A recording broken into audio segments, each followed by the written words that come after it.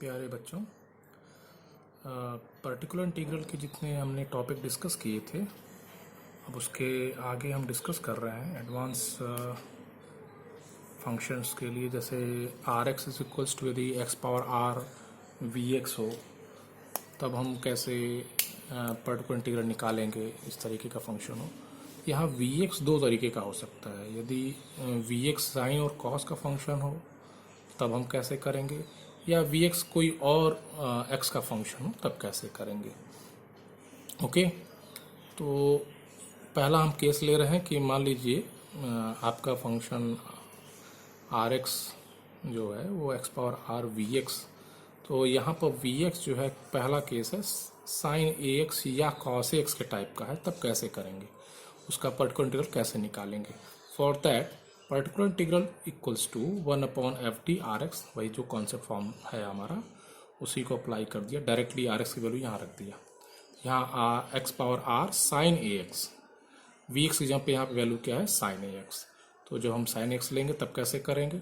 तो since we know that sine A x is imaginary part of e to the power I A x.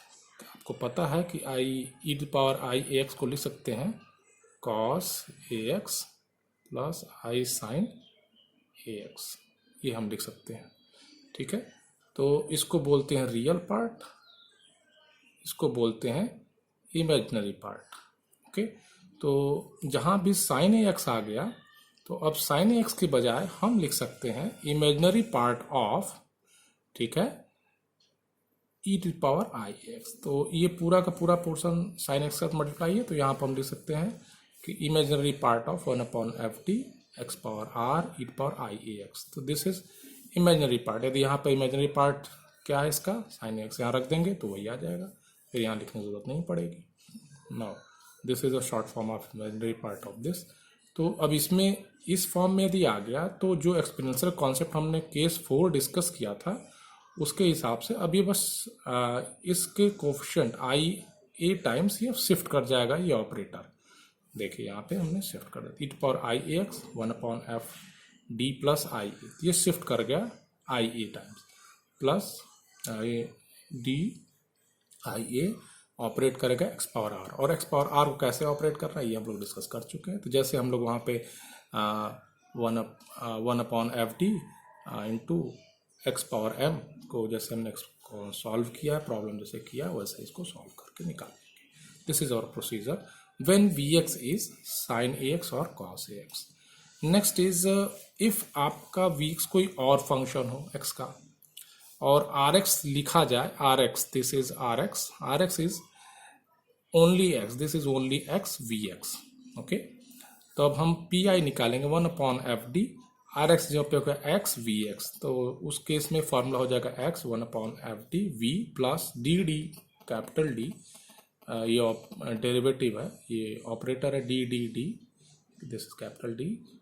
Differentiation करेंगे 1/f सिर्फ इसका differentiation होगा क्योंकि this is not function of T.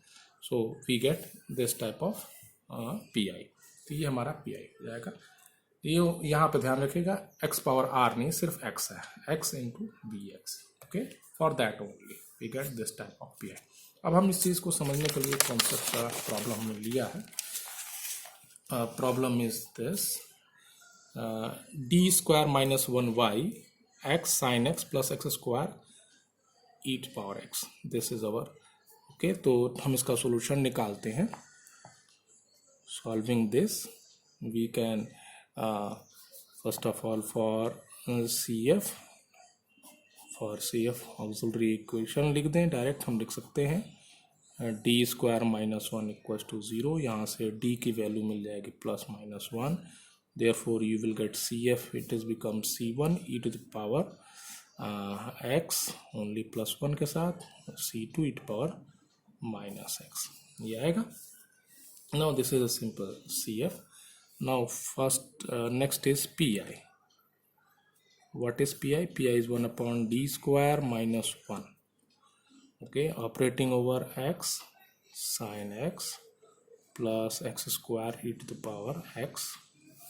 Okay, इसको हम दो part में कर लेते हैं। D square minus 1 x sine X plus ये डिस्ट्रीब्यूट हो रहा है 1/d² माइनस 1 x² e⁻x। तो वेरी सिंपल फॉर्म। अब हम इसको समझने के लिए आसानी हो जाए इसलिए हम इसको दो पार्ट में I1 और I2 कर ले रहे हैं। This our particular integral, this equation 1, this is equation 2। Now where I1 is 1/d² minus 1 x sin x, और अभी हमने कहा कि x sin x है, तो इस sin x को हम लिख सकते हैं imaginary part of 1/d² minus 1 x e⁻ix। यह x sin x के फॉर्म में आने की वजह से ऐसा किया है। Okay, we get in this form. तो नाउ वी हैव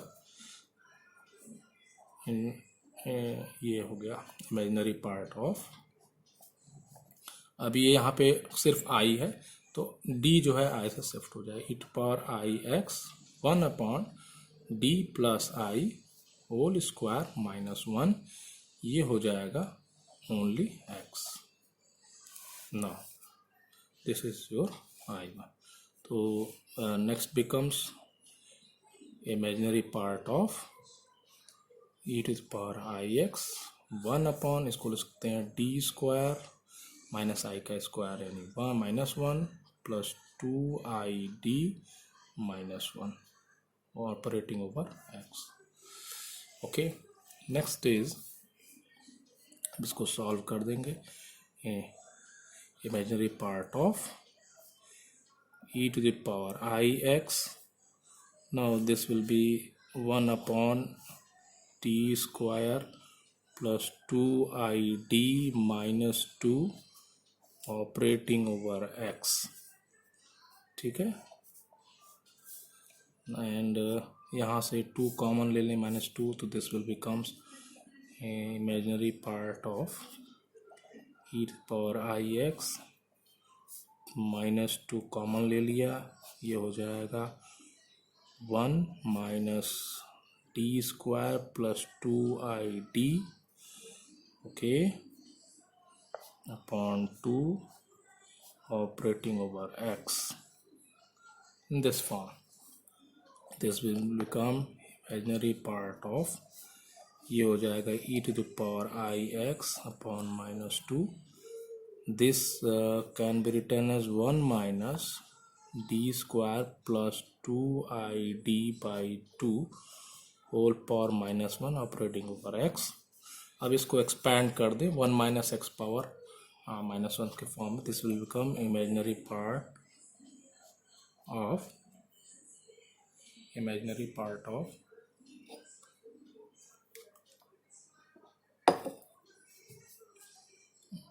ये हो जाएगा e⁻ix upon -2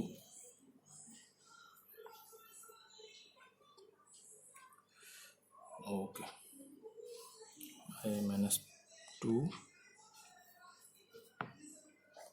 1 plus d² plus 2ID upon 2 plus d² plus 2ID by 2 का whole square and so on operating over x। यहाँ x आएगा, यहाँ पर बस बचेगा, बाकी सारे टर्म 0 से चले जाएंगे क्योंकि x एक बार डिफ्रेंशिएट हो सकता है। Okay, so this will give you imaginary part of e⁻ix upon -2, ये हो जाएगा x, यहाँ पर मिलेगा सिर्फ 1, ये 0 हो जाएगा, तो ये मिलेगा 2 कट से हो जाएगा, दिस बिकम्स I ओनली, इतना टर्म आपको मिलेगा। अब हमें चाहिए इमेजिनरी पार्ट। इमेजिनरी पार्ट कैसे मिलेगा, e⁻x को लिख सकते हैं cos x plus I sin x okay, और x प्लस I अपॉन -2। अब इमेजिनरी पार्ट जहाँ जहाँ I जाएगा वहाँ वहाँ मिलेगा हमको imaginary part.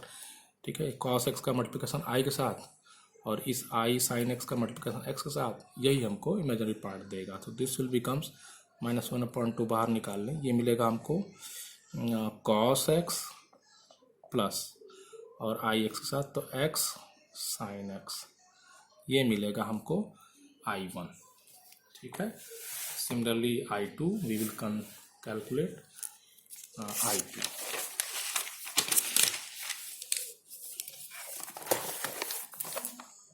I2 will be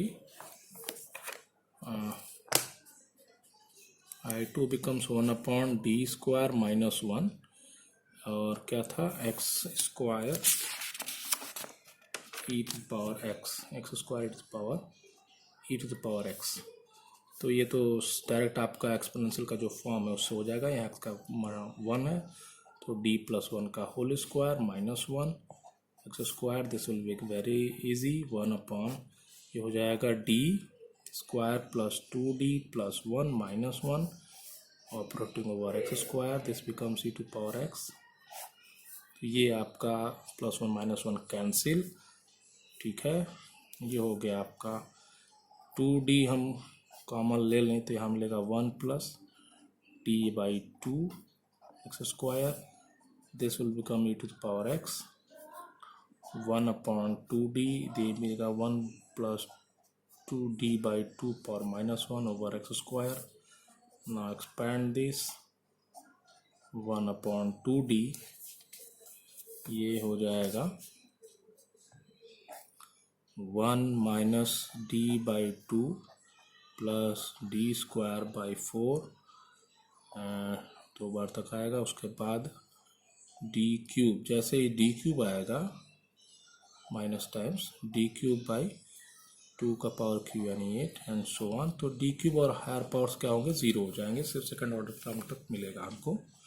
e to the power x upon 2d, ये हो जाएगा एक्स स्क्वायर, एक बार डिफ्रेंशिएट करेगा जगह 2x अपॉन 2, ये दो बार डिफ्रेंशिएट करेगा ओनली 2 बाई 4 एंड बाकी सारे टर्म 0। ये हो जाएगा e to the power x upon 2d और अंदर बचेगा एक्स स्क्वायर, ये 2 से 2 कट गया माइनस x प्लस 1 बाई 2, ये मिलेगा।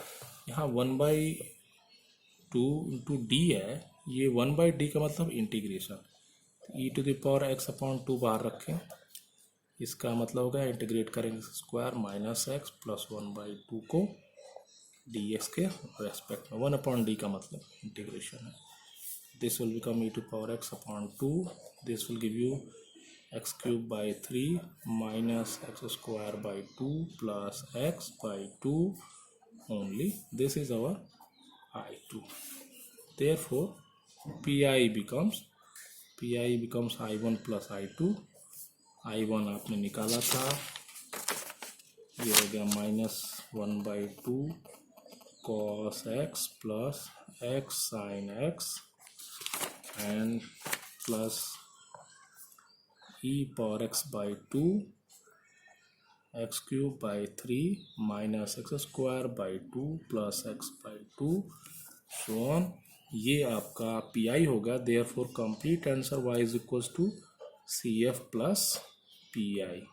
ये आपका कंप्लीट आंसर होगा। cf था c1 e to power x plus c2 e to power minus x, pi अभी कैलकुलेट किया 1 by 2 cos x plus x sin x plus e to the power x by 2 x cube by 3 minus x square by 2 plus x by 2।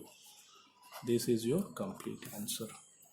तो like this we using the concept जो आज हम लोगों ने CF के लिए PI के लिए डिस्कस किया, उस कॉन्सेप्ट का इस्तेमाल करके हमने ये क्वेश्चन सॉल्व किया। That's it.